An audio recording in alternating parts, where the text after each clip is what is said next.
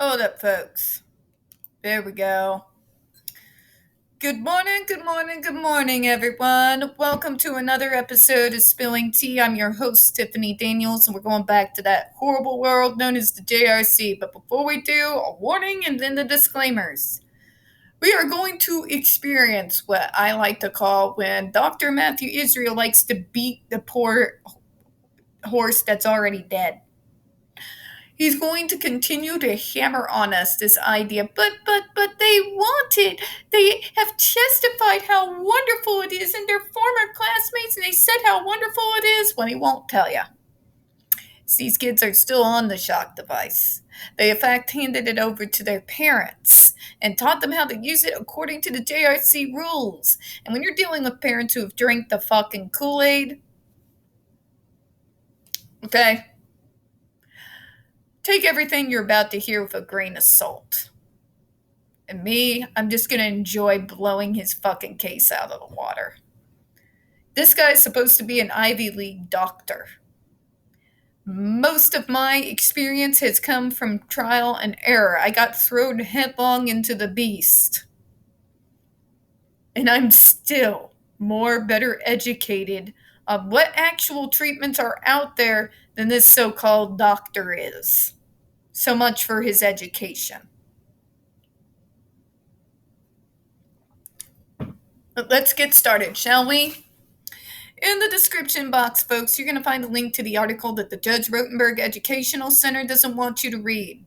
It's written by NeuroClastic, a small non-for-profit started by autistics for autistics, wherein they interviewed and surveyed over 900 ABA professionals regards to the JRC's so-called behavior modification program. Matter of fact, the JRC feels so threatened and don't want you to read this article so much, they have threatened NeuroClastic with a defamation lawsuit if they did not remove it from the website. NeuroClastic has refused, so you know the drill, folks. Please read that article and share it on all your social media. We also have linked in there NeuroClastic's public statement regards to the defamation lawsuit threat, as well as a link to their GoFundMe. We are crowdfunding, folks, just in case those JRC bastards have the balls to see through with their threat.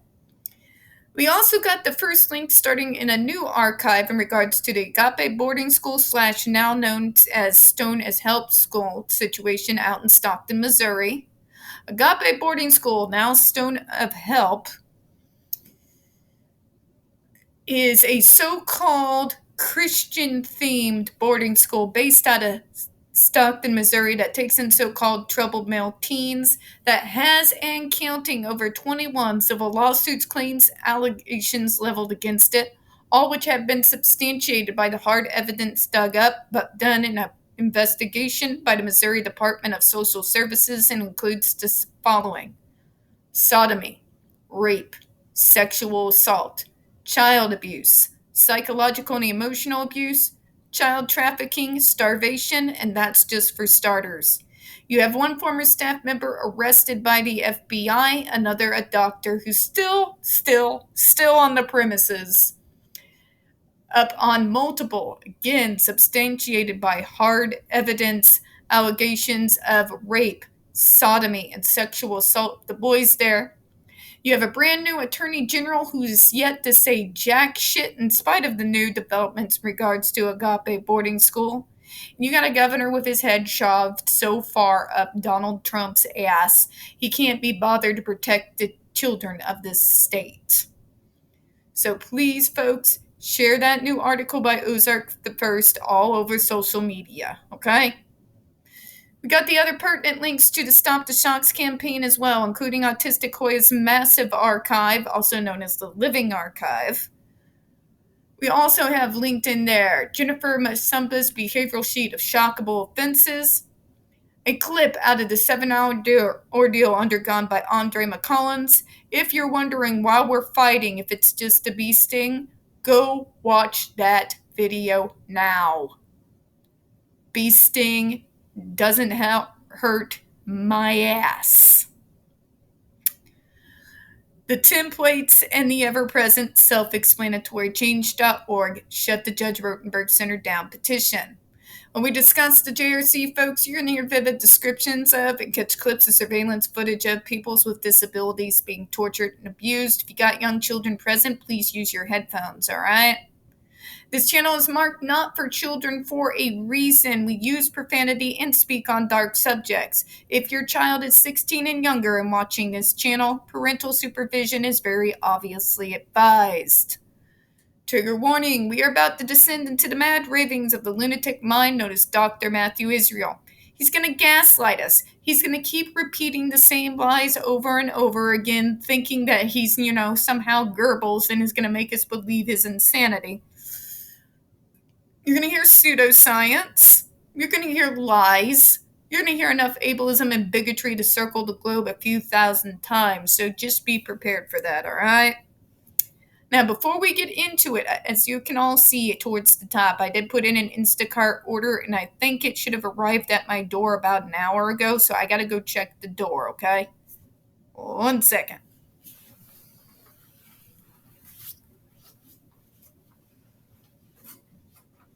I don't want it to freeze. We're supposed to get a snowpocalypse. Here it is.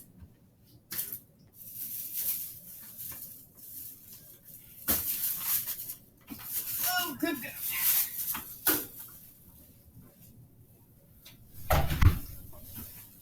Crap is heavy, folks. Heavy. Give me my sugar.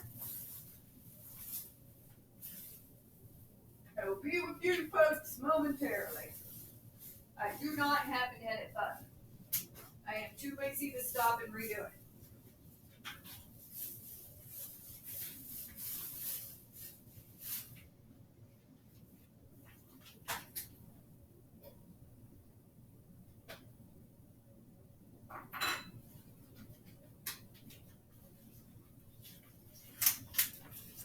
Bear with me.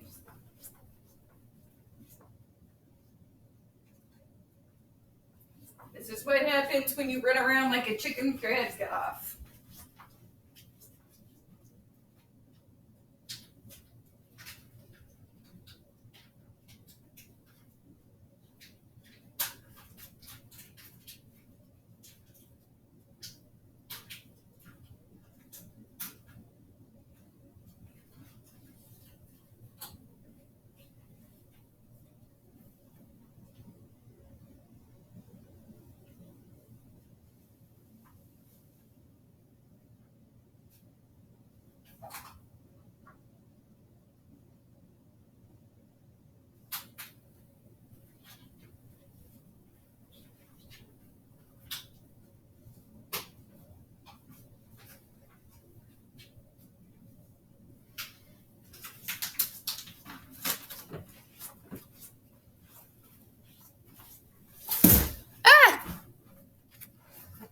Sorry.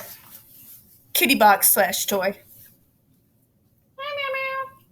Speaking of kitty, since we have to deal with stupid, you gonna see the peoples? Would you like to see the peoples? He goes, Bow. Good boy. Good kitty. He's tense because Stopocalypse. Okay, we're gonna complain about this before we get into it.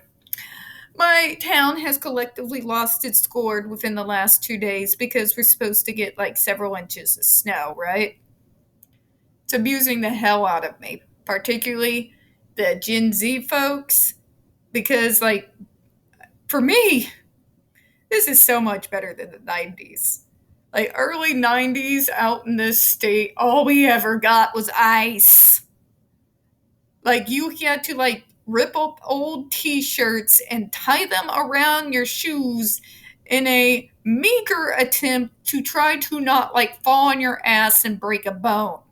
In fact, it was regular in the 90s for people call into work because they managed to break a tailbone by trying to get into their fucking cars due to the ice. Yeah. Fun stuff. I'll take the snow over that shit any day. Alright. Now let's go again and get into Dr. Israel's attempt to beat a dead horse I don't know. Is he trying to beat it back into life? I can't figure this shit out. To the contrary, many current and former students have expressed their gratitude for the successful treatment they received at JRC, including the use of its aversives. Lie! Lie. Where are these glowing tributes to you, Doctor? Because there's only one place they can be found, folks. On their own website. These students have stated nowhere outside of the JRC's psychosphere that they are in favor of this treatment. In fact, many of these videos are propaganda videos that they fund on their own grounds. The individuals in them have not even left the facility. They have staff not 5 feet back, but a remote control device that can shock them at any time. It's called coerced. And as I said in my previous video, would not be ever used in a court of law. But let's continue to read his lies while I shred it again because he keeps repeating the same bullshit. In many cases, the treatment enabled them to come off psychotropic medication to change their previously antisocial or otherwise problematic behaviors, and as a result, turn their lives around. Oh, for fuck's sake, these people, please don't break off your arms patting yourselves on the back. One of the things as an autistic I fucking hate the most are these goddamn people with a savior complex. I'm talking about these individuals who puff their chests out so proud because I was able to help my child and now they act neurotypical. I hate to bust your bubble, Karen, but you're full of shit. You want to know what actually happened with these kids? And kids like them out in real life? Become damn good actors. That's all it is. You think we actually like going out there, being social, forcing ourselves in situations to be around particular individuals who actually like to fucking target and bully us? No, we do not willfully go seek that out. Why are most of us antisocial? It's because you made us that way, neurotypical society. You treated us like shit. You allowed your kids around us to treat us like shit, and then point a finger at us and declare that we're the problem. I've had my entire fucking classroom jeer and make up such insulting songs, singing them so loud that teachers down the hall could fucking hear them. Okay? But being antisocial is problematic. No, it's not, doctor. It's not being problematic. It's about fucking survival. It's about the fact that I actually value my mental health. And therefore, am not going to go out and seek situations where people can belittle me, condescend down to me, and treat me like I'm fucking 6 years old. I don't need that shit. But what I can do is put on a mask. I can put on that persona I created as a kid and have simply improved upon as I got older, since you all don't think I have the right to break character. Like most people put on their clothes. And I can smile. I can fake social niceties as nauseating as I find small talk and all the like. I like getting to the heart of the matter. I don't like fucking around, giving fake niceties that nobody actually gives a shit about, but for some reason neurotypicals insist on them, or they turn on you. I'm not kidding. I've seen it happen. I've literally had someone on the phone preach to me about, "You're not greeting me correctly." I wish to God I was kidding. We learn to act, folks. We get really good at it, where we can convince those around us that they've done this wonderful thing and they got their child back and now we're neurotypical. It's not true. Matter of fact, I know this because my mother knows me well enough. that when she's out in public and sees me to put my persona on, she tends to smirk. Because I never have to mask around my mom. It's when we're out in public with others that I do. And if I, for some reason, get stuck in character, which can sometimes happen, she very, very gleefully calls me out on it. And it's usually pretty funny. And it usually makes that mask come back right off. That's all it is, folks. It's an act. We will say whatever the fuck Matthew Israel or those other doctors want us to say to get as little amount of torture and abuse perpetrated against us as humanly possible. Okay? What did we learn about torture, folks? Anyone will say whatever the fuck you want them to say when the threat of torture is over their heads or further torture. That's why we know it doesn't work. Let's move on here. Where previously they were headed for a depressing life of being drugged, restrained, and warehoused in a psychiatric hospital, jail, or other institution, or being left to live on the streets and homeless shelters, etc., they now, for the first time in their memory, had some self-respect, some hope and optimism and prospects for a better future. And some they had an illness with which aversive therapy helped to cure. Bullshit! Bullshit. That's a lie, doctor. There's no amount of abuse. There's no amount of electric shock or fists to the face or to my stomach or my back. Yeah, you can tell that comes from personal experience. Anyways, there is no amount of ABA, no amount of anything that is ever going to change the fact that I am autistic. It is how my brain literally functions. You cannot force my brain to suddenly become neurotypical because of behavior modification. It's literally not how any of this shit works, Karen. Can I call you Dr. Karen? Not how any of this works. You are seeing what you want to see. And we allow you to see what you want to see. And the reason why we do that is that by doing so, we are trying to survive. We show you what you want to see, tell you what you want to hear. We'll do your little propaganda videos for you because we are still under your power at that point. And we're smart individuals, doctor. We know that. So we will play your little game until we get out from under your control. Then, doctor, the gloves come off, don't they? I raised you Jennifer Masumba, Tori, Andre, Andrew, and the many of others who have come out since then. Individuals who were forced before they left the school upon their so-called graduating, even though they can't even give an equivalency to a GED, have since recanted and told the truth.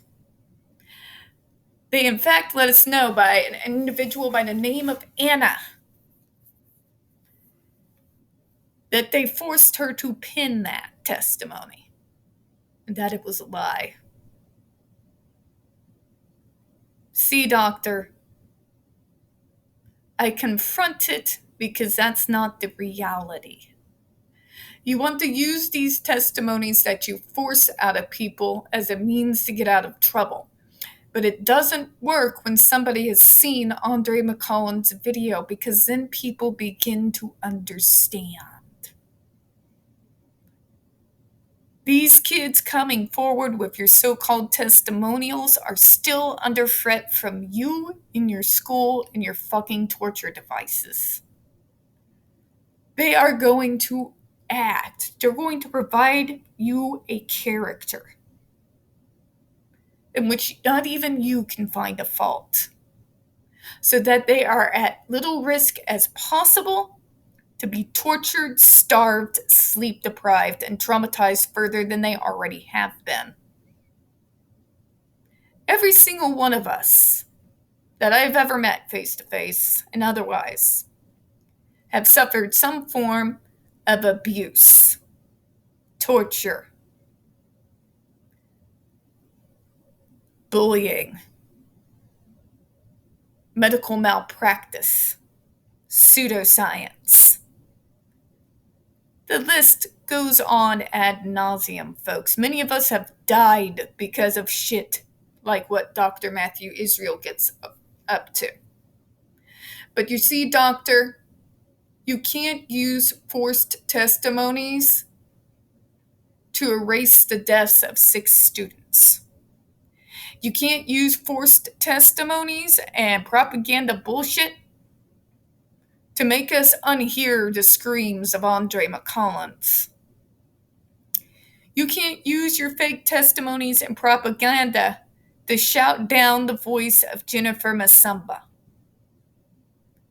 You can't use your fake testimonies to shut the mouths of the parents that you caused to suffer. I'm going to close out on that. We don't get very many views on this channel. The few that... No, I'm sorry, I can't, because cure culture. One of the things we hate in the autistic and wider neurodiverse community more than anything on this fucking planet is cure culture. You want to be... But what's the problem with that? Don't you want to be cured? There's a lot of problems behind that. I am a full, realized individual who's autistic. I'm still a human being. It is not a separate boogeyman who swept in and stole my mom's little girl. Because yes, I've read that little changeling narrative. It's just a bunch of garbage, self-pitying bullshit. Okay? It's not the boogeyman. It didn't come steal your child from you. Your child is sitting right there. They deserve to be accepted for who the fuck they are, not who you want them to be. It's called being a real parent. Because guess what? Neurotypical kids are not immune from having their own troubles and problems. They get in with the wrong crowd. They get into drugs. They get into drinking. I know this because I've seen it. Okay? No child is completely unproblematic. Please snap back in reality. Nobody stole your fucking child from you. You would just rather wallow in your own fucking self-pity and fight an invisible boogeyman than to accept and love your kid for who they are. I mean, that's it. That's it. That's one harm part of cure culture. Here's another part. Billions and billions and billions of dollars are thrown in every fucking year. The worst culprit is Autism Speaks. It's all thrown towards this idea of a cure. In actuality, folks, when it comes to so-called cures, the research has not moved anywhere in the last fucking 20 years. I'm going to reiterate that. For all the studies and all the billions of dollars thrown at trying to find a cure, in 20 years, nothing new has happened. Matter of fact, the only thing that has really been found in that time is that there's so many different things that autism affects that it is not like with the chromosome with Down syndrome. There is no smoking gun. We have determined that it is genetics. Okay? Billions of dollars thrown down the drain every year. Meanwhile, you have families. You have autistic kids that go without every day.